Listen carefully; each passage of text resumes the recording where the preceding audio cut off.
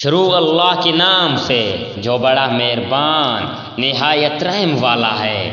مگر خاندان لوط کے ہم ان سب کو تو ضرور بچا لیں گے، سوائے اس لوط کے بیوی کے کہ ہم نے اسے رکنے اور باقی رہ جانے والوں میں مقرر کر دیا ہے۔ جب بھیجے ہوئے فرشتے اہل لوط کے پاس پہنچے تو انہوں نے کہا کہ تم لوگ تو کچھ انجان سے معلوم ہو رہے ہو۔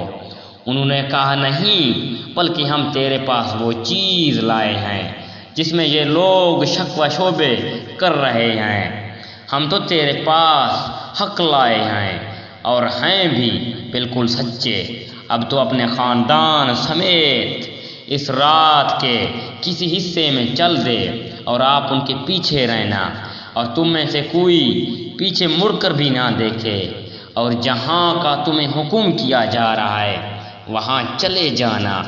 اور ہم نے اس کی طرف اس بات کا فیصلہ کر دیا کہ صبح ہوتے ہوتے ان لوگوں کی جڑیں کاٹ دی جائیں گی اور شہر والے خوشیاں مناتے ہوئے آئے۔ لوط نے کہا یہ لوگ میرے مہمان ہیں، تم مجھے رسوا نہ کرو، اللہ تعالیٰ سے ڈرو اور مجھے رسوا نہ کرو۔ وہ بولے کہ ہم نے تجھے دنیا بھر کی ٹھیکیداری سے منع نہیں کر رکھا، اور کہا اگر تمہیں کرنا ہی ہے تو یہ میری بچیاں موجود ہیں، تیری عمر کی قسم وہ تو اپنی بدمستی میں سرگرداں تھے۔ پس سورج نکلتے انہیں ایک بڑے زور کی آواز نے پکڑ لیا، اور بالآخر ہم نے اس شہر کو اوپر تلے کر دیا، ان لوگوں پر کنکر والے پتھر برسائے۔ بلاشا بصیرت والے کے لیے اس میں بہت سی نشانیاں ہیں۔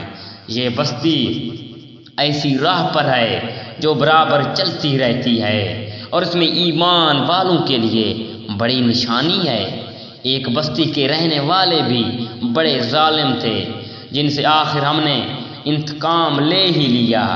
یہ دونوں شہر کھلے راستے پر ہیں، اور ہجر والوں نے بھی رسولوں کو جھٹلایا، اور ہم نے ان کو اپنی نشانیاں بھی عطا فرمائی، تاہم وہ ان کے روح گردانی ہی کرتے رہے۔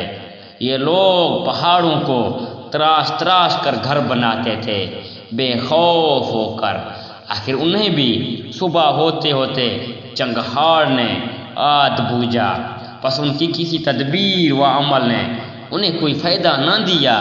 ہم نے آسمانوں اور زمین کو ان کے درمیان کی سب چیزیں کے حق کے ساتھ پیدا فرمایا، اور قیامت ضرور آنے والی ہے، پس تم حسن و خوبی سے درگزر کر لے، یقیناً تیرا پروردگار ہی پیدا کرنے والا اور جاننے والا ہے۔